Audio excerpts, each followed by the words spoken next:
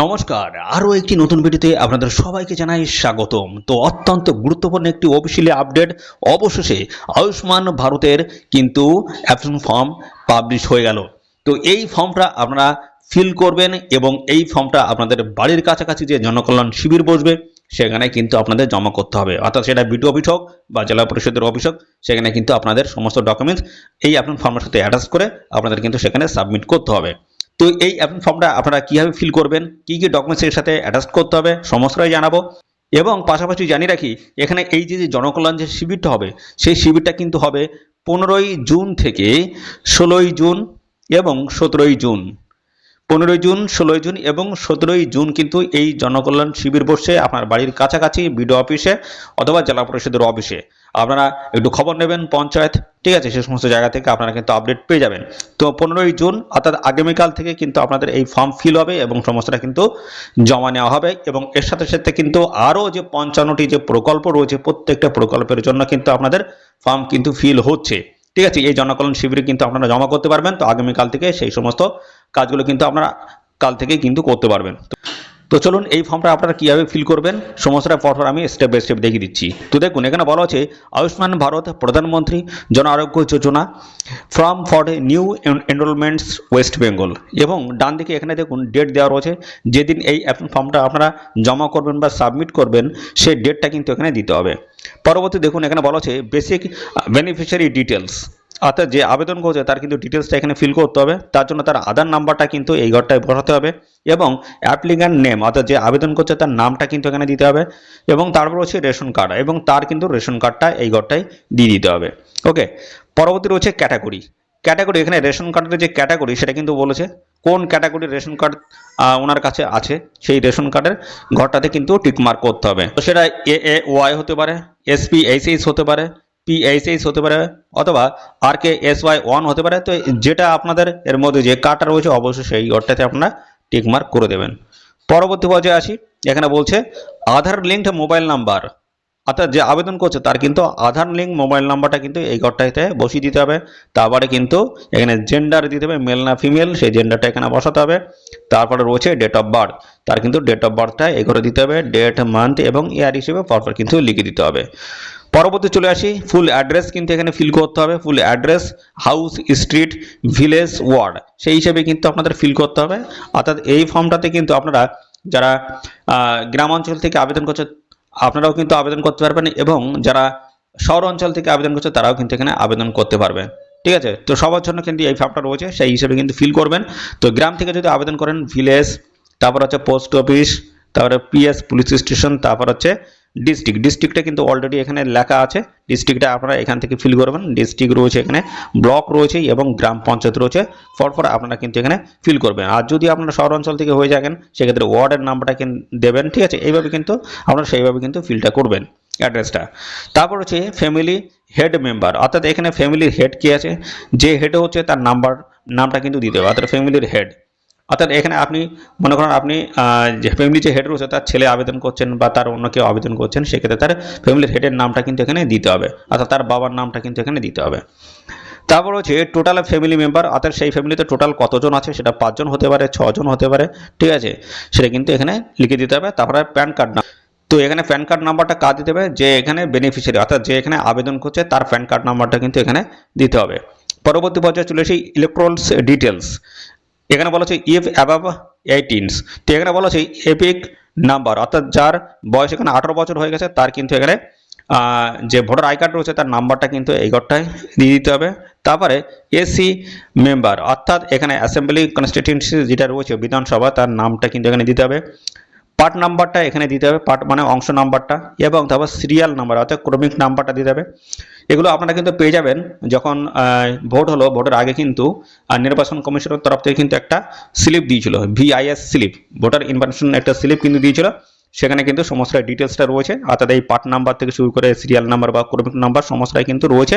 ওগুলো কিন্তু দেখে আপনারা খুব সুন্দরভাবে ফিল করবেন। পরবর্তী বলছে এখানে স্বাস্থ্যসাথী ডিটেলস। তো এখানে দেখুন স্বাস্থ্যসাথী কার্ড যদি থাকে আপনাদের ডিটেলস 17 ডিজিটের যে নাম্বারটা সেই নাম্বারটা কিন্তু এখানে আপনারা বসিয়ে দেবেন। ওকে, পরবর্তী পর্যায়ে দেখুন এলিজিবিলিটি প্যারামিটারস রয়েছে এখানে। তো এখানে রুরাল এরিয়ার ক্ষেত্রে কিন্তু এটা বলা হচ্ছে, অর্থাৎ গ্রাম্য অঞ্চলের ক্ষেত্রে কিন্তু এই জায়গাটা আপনারা ফিল করতে হবে পরপর। কী কী ফিল করতে হবে বলা আছে, অনলি অন রুমস উইথ কাঁচা ওয়ালস অ্যান্ড হচ্ছে কাঁচা রোপস। অর্থাৎ এখানে বলছে একটা ঘর এবং সেই ঘরের দেওয়ালটা কাঁচা এবং রোপ অর্থাৎ চাল যেটা রয়েছে সেটাও কাঁচা রয়েছে। যদি এই টাইপের যদি হয়ে থাকে সেক্ষেত্রে অবশ্যই ইয়েস করবেন, আর যদি না হয়ে থাকে সেক্ষেত্রে নো করে দেবেন। এবং বলছে no adults members between age 16 থেকে 50 আছে 9। অর্থাৎ এই 16 থেকে 59-এর মধ্যে আপনাদের বাড়িতে কেউ যদি অ্যাডাল্ট অর্থাৎ 18 বছরের ঊর্ধ্বে কেউ যদি থাকে সেক্ষেত্রে অর্থাৎ এই 16 বছরের ঊর্ধ্বে যদি থাকে সেক্ষেত্রে কিন্তু এখানে জানাতে হবে। যদি না থাকে সেক্ষেত্রে আপনারা ইয়েস করবেন, আর যদি থাকে সেক্ষেত্রে কিন্তু নোতে আপনাদের ক্লিক করতে হবে। অর্থাৎ এই 16 থেকে 59-এর মধ্যে নেই, সেই জন্য তো আপনাদের এটা কিন্তু লিখতে হবে ইয়েস, যদি না থাকে ইয়েস, আর যদি থাকে সেক্ষেত্রে কিন্তু নোতে ক্লিক করতে হবে। এবং পরবর্তী দেখুন females headed household with no adults male member between age. দেখো 16 থেকে 59-এর মধ্যে কোনো মেল মেম্বার অর্থাৎ পুরুষ কোনো মেম্বার নেই, কিন্তু ফিমেল হেডেড হাউস হোল্ড অর্থাৎ এখানে কিন্তু মহিলা মেম্বার কিন্তু আছে। তো সেক্ষেত্রে যদি থাকে সেক্ষেত্রে ইয়েস, যদি না থাকে সেক্ষেত্রে নো এখানে কিন্তু লিখে দিতে হবে। এবং তারপরে দেখুন ডিসেবলস মেম্বার্স অ্যান্ড নো অ্যাভেলস বেডেডস অ্যাডাল্টস মেম্বার।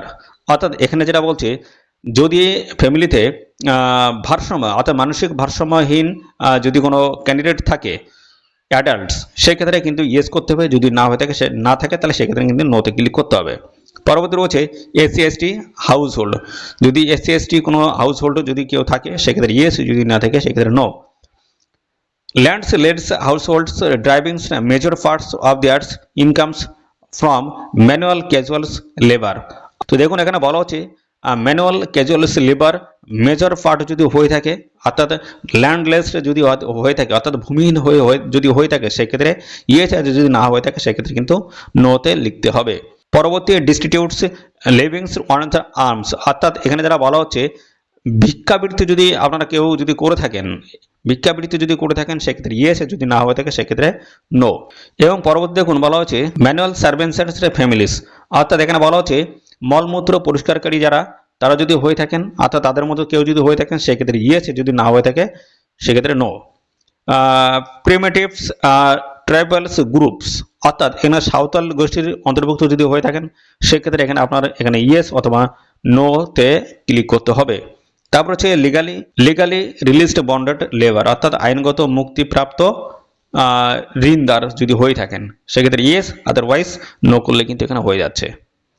পরবর্তী চলে আসি, এখানে বলা হচ্ছে আরবান। এটা কিন্তু শহর অঞ্চলের ক্ষেত্রে এটা বলা হচ্ছে। কি বলা হচ্ছে র্যাক পিকার। অর্থাৎ এখানে আপনি যদি কাগজ কুড়ানি যদি হয়ে থাকেন সেক্ষেত্রে ইয়েস করবেন, আদারওয়াইজ নো করবেন। এবং ভিগার যদি আপনি হয়ে থাকেন অর্থাৎ ভিক্ষুক যদি হয়ে থাকে সেক্ষেত্রে ইয়েস করবেন, আদারওয়াইজ নো করবেন। পরবর্তীতে চলে আসি, এখানে বলা হচ্ছে ডোমেস্টিক ওয়ার্কার। অর্থাৎ ডোমেস্টিক মানে হচ্ছে এই গৃহকর্তী অর্থাৎ বাড়ির কাজ যারা করছেন, যদি বাড়ির কাজ যদি করে থাকেন সেক্ষেত্রে এখানে ইয়েস, আদারওয়াইজ নো করবেন। তারপর হচ্ছে স্ট্রিট ভেন্ডার, কবলার্স, হকার্স থেকে শুরু করে আদার service provider working on street. তো এরকম ক্যান্ডিডেট যদি আপনারা হয়ে থাকেন সেক্ষেত্রে ইয়েস, আদারওয়াইজ নো করবেন। তারপরে হচ্ছে construction worker, plumbers, masons, labours, printer, welder, security guard, coolie another head loads worker যদি হয়ে থাকেন ইয়েস, আদারওয়াইজ নো করবেন। সুইপার, স্টেশন ওয়ার্কার, মালি এর মধ্যে যদি আপনি হয়ে থাকেন সেক্ষেত্রে ইয়েস, আদারওয়াইজ নো করবেন। হোম বেসড ওয়ার্কার, আর্টিসিয়ানস এবং হ্যান্ডিক্রাফট ওয়ার্কার, টেলার যদি হয়ে থাকেন ইয়েস, আদারওয়াইজ নো করবেন। পরবর্তীতে চলে আসি, এখানে ট্রান্সপোর্ট ওয়ার্কার, ড্রাইভার থেকে শুরু করে contractor, helper to drivers and the contractor, cart puller এবং রিক্সা ফুলার। তো এর মধ্যে যদি আপনি হয়ে থাকেন সেক্ষেত্রে ইয়েস, আদারওয়াইজ নো করবেন। এবং সব ওয়ার্কার থেকে শুরু করে assistant, peon in smalls establishments, helper, delivery assistants, attendants, waiter এগুলোর মধ্যে যদি আপনি হয়ে থাকেন সেক্ষেত্রে ইয়েস, আদারওয়াইজ নো করবেন। পরবর্তীতে চলে আসি ইলেকট্রিশিয়ান, মেকানিক থেকে শুরু করে অ্যাসেম্বলার, রিপেয়ার ওয়ার্কার এর মধ্যে যদি হয়ে থাকেন সেক্ষেত্রে ইয়েস, আদারওয়াইজ নো করবেন। ওয়াশারম্যান, চৌকিদার এর মধ্যে যদি আপনি হয়ে থাকেন সেক্ষেত্রে ইয়েস, আদারওয়াইজ নো করবেন। ইয়েস এন্ড নো দিয়ে আপনাদের কিন্তু টিক মার্ক করতে হবে। এরপরে চলে আসছে অ্যাডিশনাল ইনফরমেশন। বলা হচ্ছে ইয়েস, আপনার যদি 70-এর ঊর্ধ্বে যদি হয়ে থাকে ইয়েস, সেক্ষেত্রে ইয়েস করবে, যদি না হয়ে থাকে সেক্ষেত্রে নো করবেন। এবং বলেছে none of my family members আর আশা AWWAWH এর মধ্যে যদি কেউ যদি না হয়ে থাকে সেক্ষেত্রে ইয়েস করবেন, আর যদি হয়ে থাকে সেক্ষেত্রে নো করবেন। ওকে, এবং তারপরে দেখুন এখানে বলা আছে এক্সক্লুশন ক্রাইটেরিয়া সিক। দেখুন এখানে বলা আছে ফ্যামিলি ইনকাম 18 লাখের যদি বেশি হয়ে থাকে সেক্ষেত্রে ইয়েস, যদি না হয়ে থাকে সেক্ষেত্রে no. Any member of family payings income tax, অর্থাৎ ফ্যামিলিতে যে কজন মেম্বার আছে, ধরুন 5 জন বা 6 জন, তার মধ্যে কেউ কি কেউ কোনো একজন কি এখানে ইনকাম ট্যাক্স পে করে থাকে, বা ফ্যামিলির কোনো একজন কি ইনকাম ট্যাক্স পে করে থাকে, যদি করে থাকে ইয়েস, আদারওয়াইজ নো করবেন। Found in ASDD list for SIR BLA 2024 poll. দেখুন এখানে বলা হচ্ছে এসআইআর আপনার কি খুঁজে পাওয়া গেছে, অর্থাৎ এসআইআর লিস্টে আপনার কি নাম আছে, যদি থাকে সেক্ষেত্রে ইয়েস, যদি না থাকে সেক্ষেত্রে no. Pending under SIR affiliate tribunal, অর্থাৎ এখানে বলছে এসআইআর কি আপনার যে আপনি অ্যাপিল করেছেন সেটা কি পেন্ডিং অবস্থায় রয়েছে, যদি ইয়েস, যদি হয়ে থাকে সেক্ষেত্রে ইয়েস করবেন, আদারওয়াইজ নো করবেন।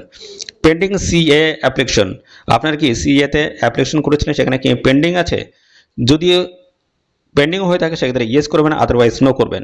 Beneficiary name delete from Annapurna Yojana beneficiary list, অর্থাৎ এখানে যে আবেদন করছে তার যে অন্নপূর্ণা যোজনা সেখান থেকে তার লিস্টে কোনো নাম আছে বা নামটা কি ডিলিট হয়ে গেছে, যদি হয়ে থাকে সেক্ষেত্রে ইয়েস, আদারওয়াইজ নো করবেন।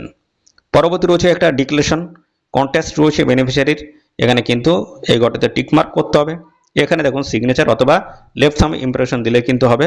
এবং তারপরে দেখুন এখানে নিচে রয়েছে একটা রিসিপ্ট কপি, এখান থেকে কিন্তু আপনার এই নিচের অংশটা কিন্তু কেটে দেওয়া হবে। ঠিক আছে, এই নিচের অংশটা আধার নাম্বার যে আবেদন করছে তার ডিটেলসটা এখানে লেখা হবে, তারপরে নিচের অংশটা কিন্তু আপনাকে কেটে দেওয়া হবে। তো এই ফর্মটা কিন্তু আপনারা কিন্তু খুব তাড়াতাড়ি পেয়ে যাবেন, আপনাদের বিডিও অফিসে হোক, পঞ্চায়েতে হোক, বা যেখানে আপনাদের জনকল্যাণ শিবির বসবে আগামীকাল থেকে, সেখানে কিন্তু এই ফর্মটা আপনারা পেয়ে যাবেন। আপনাদের এই ফর্ম ছাড়াও আদার্স যে 55টি প্রকল্প রয়েছে প্রত্যেকটার জন্য আপনারা কিন্তু ফর্ম পাবেন। তো আপনাদের যে সমস্যা রয়েছে যেটা আপনারা অ্যাপ্লাই করতে ইচ্ছুক সেখান থেকে ফর্ম নিয়ে আপনারা কিন্তু অ্যাপ্লাই করতে পারবেন। তো এই হচ্ছে সমস্ত আপডেট। এখানে কোনো রকম তো এই ফর্ম ফিল আপে আপনাদের কোনো রকম বুঝতে যদি অসুবিধা হয় তার জন্য কিন্তু অবশ্যই কমেন্ট করবেন। আর এইভাবে কিন্তু অফিসিয়ালিভাবে সমস্ত আপডেট আসবে আমার এই চ্যানেল থেকে, তার জন্য অবশ্যই এক্ষুনি চ্যানেলটিকে সাবস্ক্রাইব করে রাখবেন। আর এই ভিডিওটিতে আপনাদের প্রিয় যে সমস্ত বন্ধু বান্ধব রয়েছে তাদের মধ্যে বেশি বেশি পরিমাণে শেয়ার করে দেবেন। তো আজকের ভিডিও এই পর্যন্ত, পরবর্তী আরও একটি নতুন ভিডিওতে দেখা হবে। ধন্যবাদ।